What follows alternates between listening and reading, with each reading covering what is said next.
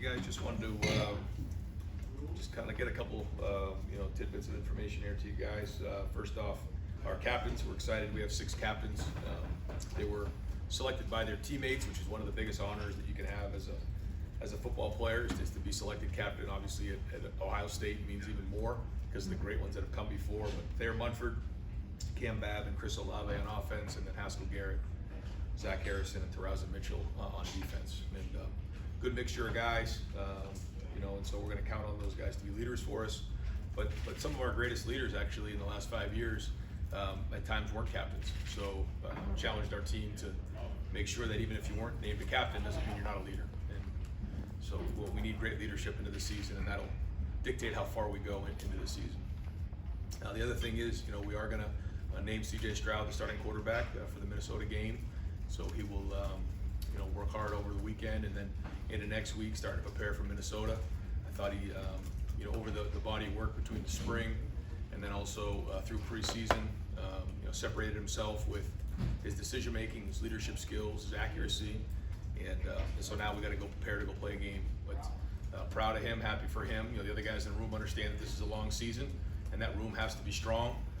We know at Ohio State that it takes everybody in that room, so that room needs to continue to work. It's a long way to January, and that's been the message. And the focus has to be to continue to be about development, but also to encourage the other guys in that room. And so I think they understand that. They've been communicated to that way, and think that whole room has had a good camp, and they have gotten better. So still a lot to improve on, and a long way till we get to January.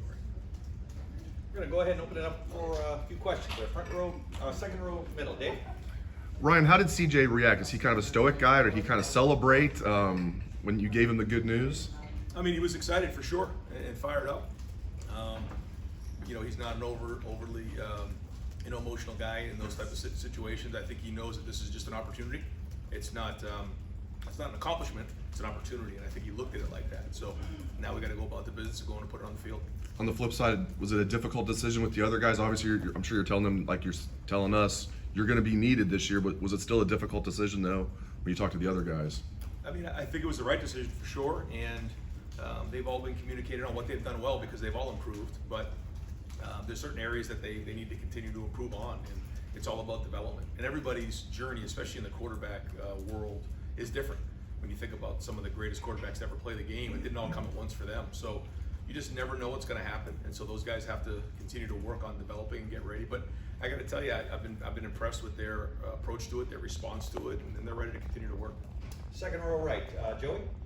Ryan, do you have if CJ were to go down or be hurt in that, do you have a guy who can turn to next? What's the kind of the rest of the pecking order in that? Yeah, we're going to just keep working through this week to see how the guys do, and that's a big part for Kyle, for Jack, for Quinn, for all the guys in that room to continue to work. And then we'll kind of, as we get into the game week, we'll kind of figure out what that is on a week-to-week basis. So again, there's a lot of development still in that with those guys, and they'll continue to work at it.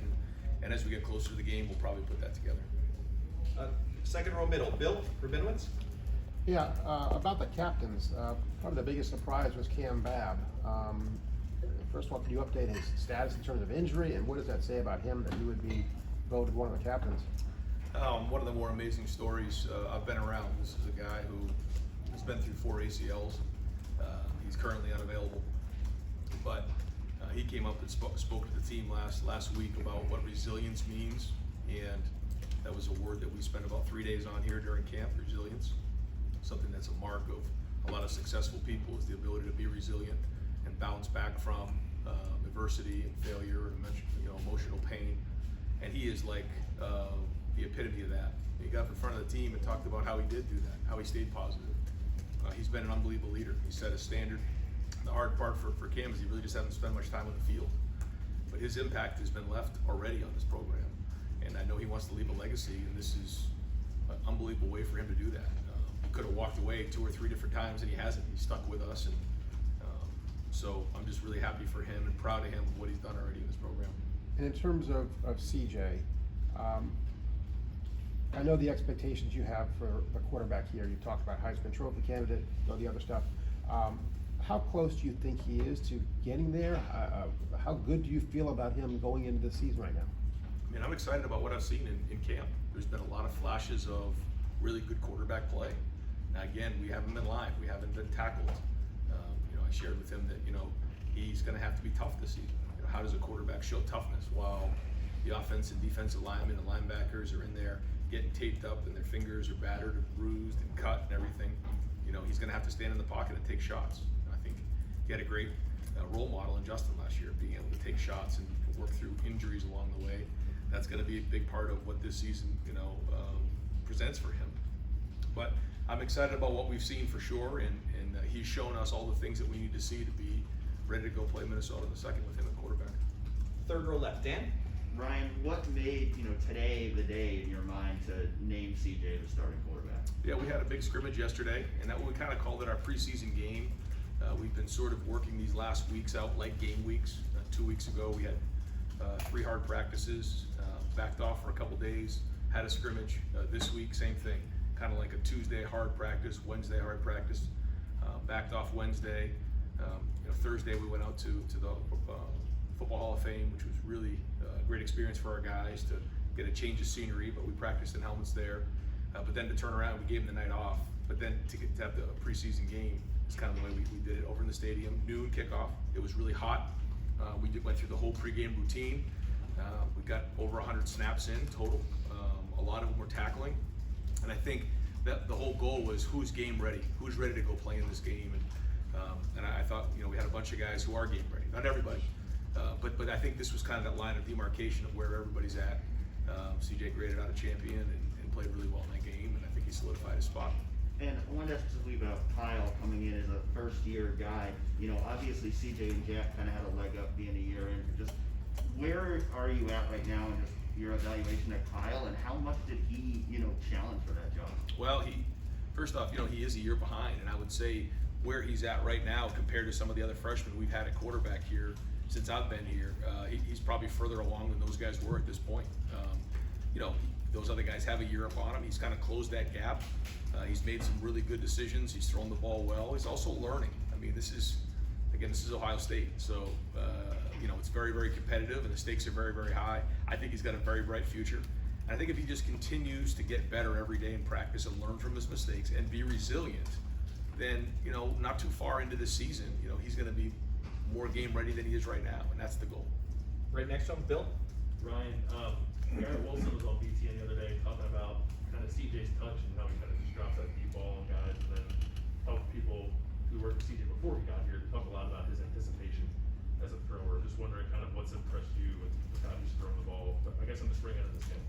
I mean, that's a trait of a quarterback that we look at is anticipation, because that's important. Strong arm guys who just have to wait for people to get open typically don't last that long. But he's a guy who has a strong arm, and he has accuracy, but he does have anticipation and touch as well, which those things are really good traits to have. I think he's kind of surprised everybody with his athleticism. I think that he moves well in and out of the pocket. He can pull the ball and run. He can extend plays. I think his preparation's been excellent. I think he has a reason for what he does. When the ball goes somewhere and maybe it shouldn't, he's got a reason why, and those are all good things. When you come back after the play and you don't have a good reason why you went there, that's not good. If you have a good reason why and you have a good thought process, we can build on that, and he does. And so I've been proud of the way he's gone to work, and really hasn't said a whole bunch about this whole competition, just kept his eyes on getting better every day, and because of that, he's our starter. Over to the right, Austin. Ryan, when that competition part ends, what does it mean for the way you communicate or talk to CJ, the amount of reps he might get, the focus? What changes now? Not a whole lot with the way we're operating on a day-to-day basis. When we go to start game planning, that'll be a little bit different, in terms of installing things. But in terms of the reps, he'll start, and it really kind of started a little bit towards the middle of this week. He started getting the majority of the 1 reps. Because he needs to get that timing down with Chris and Garrett and Jackson and Brock and everybody with the first group. He maybe won't get all of them, but he'll get the majority of them, and then the other guys will also get reps with the twos. I'm sure for him there's relief. Is there for the coaching staff that part is over? I mean, there's got to be a lot of pressure that goes into this decision. I think the anxiety is, do you have a guy that you feel great about going into the game? And we do. So I think is exciting and a relief, but now we got to go play. So it doesn't really mean anything until we get on the field. The only thing it means is he's taking that first snap in the first play when we go on the road. But there'll be a lot to process for him in that game. And so good news is we got a really good group of guys around him. We'll put a good plan together. Gonna have a good defense to support him, good special teams. So because of that, he can feel secure knowing that he's got a good team behind him. He doesn't have to play extraordinary. Just has to make the routine plays routinely. And if he does that, then he's gonna be doing his part. It's the second row right, Tony? Ryan, obviously you know all you need to know about and with the quarterbacks, but how much feedback do you seek out and how much do you get from the players throughout camp about the quarterbacks? We're always talking because in the passing game, it's everyone has to be on the same page, and because of that, there's a lot of back and forth. But I think if you asked our receivers, they're confident in all of our quarterbacks. They really like our quarterbacks. They spend time with them. I think they really think Jack throws the ball really well. They think Kyle throws the ball well. I know they know CJ. They're getting used to Quinn a little bit, the short time that they've seen him so far. But I think they all really think that they throw the ball well, and there's been some synergy there, which has been positive. Head coaches are measured by wins, but you got a guy like Cam Babb who sticks around. DeMario McCall said it's hard to leave this place. Haskell Garrett has said the same thing. You're measured by your wins, but what does stuff like that mean to you? It means everything. I think that at a place like Ohio State, where you have to win every game and it's expected, to build that type of a culture where guys want to be here. It isn't just what have you done for me lately, and then try to medical redshirt them or push them out the door. That's not the way this is. If we're going to recruit young men and families to be here, and we consider ourselves a family and not hypocritical on that, then we have to take them in through the good and the bad. And like with any family, not everything's perfect. There's going to be disagreements along the way. There's going to be good days. There's going to be bad days. But if we communicate and understand that there's love in the building, then this is what you have. And I believe in having those guys who have been through adversity and shown resilience because they bring maturity to the young, talented guys in the group. And I think that's the right recipe here at Ohio State. Back row right, Clay? Yeah, I realize you're consumed with your team, but have you caught wind of this alliance? I mean, where's that going? What do you know about it? And since your boss is here, maybe he'd like to shed some light on it. Well, we, in week 3 of camp, you don't really see much more than right in front of you. See the car right in front of you. That's all you can focus on. Gene and I have daily conversations about what's going on, and there's a lot of change going on in college football, obviously. And so we talk about it on a daily basis, and I know that there's a lot of conversation going on, but my focus right now has just been on getting this team better. Fourth row middle, Pat? Ryan, you mentioned other leaders beyond just the captains.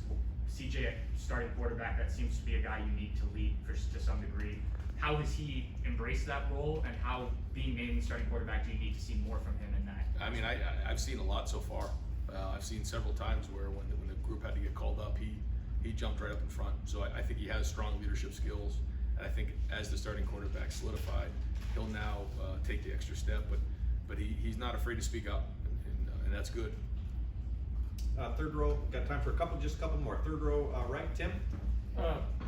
I asked you earlier, a couple of weeks ago, what this offense, what you thought this offense was kind of going to be about. I was asking about like this freewheeling, big time plays or whatever.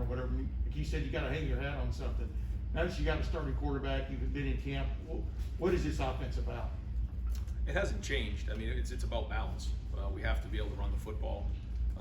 We have to be able to spread the field, and we have to be able to take shots down the field. That's really what it is. And we have to have toughness. We have to win the one-on-one battles, and that's kind of been our philosophy since we've been here. And based on our personnel, it's looked a little bit different year in and year out, but not that much. But we are tweaking it. We have tweaked it. We're going to continue to tweak it as time goes on during the season. You find your identity a little bit as time goes because you lose some really good pieces and you bring some new pieces in. So, but the focus is always going to be on being tough, running the football, balance, and then spreading the field horizontally and vertically. And one of the quickie, at linebacker, who would be your 3 linebackers? You put them on the field today. Coming out of that scrimmage the other day and stuff, what jumped out at you there? I think that's a conversation we have to continue to have. I don't think we're there yet.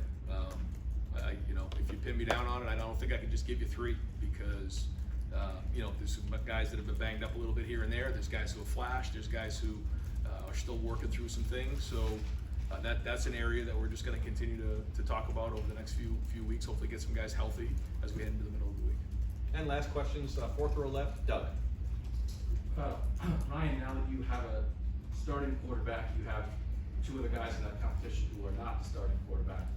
I know there was a quarterback competition in another school the other week when they named the starter. The guy who wasn't the starter transferred the next day.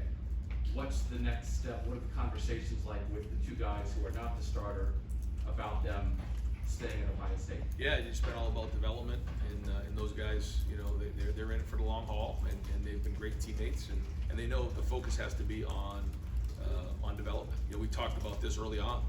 We knew that there was going to be one quarterback who started against Minnesota. That's the only thing that's guaranteed, and they're all here to continue to work and develop and grow, and their attitudes have been excellent. So that's been their focus. And now listen, when we get to January, and you'll see what the year brings. I think we all come up for air and reassess, and that's all fair, and I totally get it. But right now, I know that they're committed and they want to be here.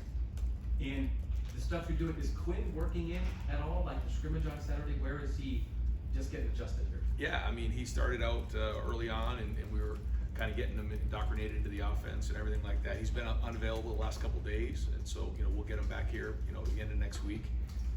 And it's been hard for him to kind of step in and then become unavailable.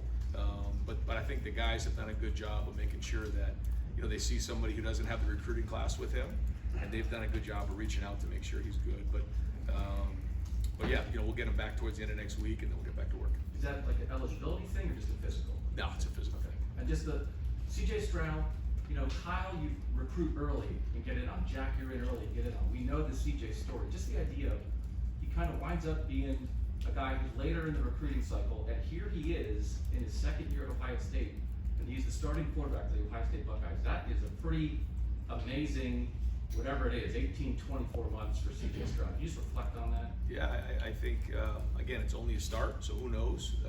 But we'll see what he does with the opportunity. But yeah, he's a driven young man who, you know, when he sets his mind on something, you know, he gets it done. And so, well, again, I think it's just an opportunity, but could be a good story someday based on how it all shakes out. Great. Coach, thank you.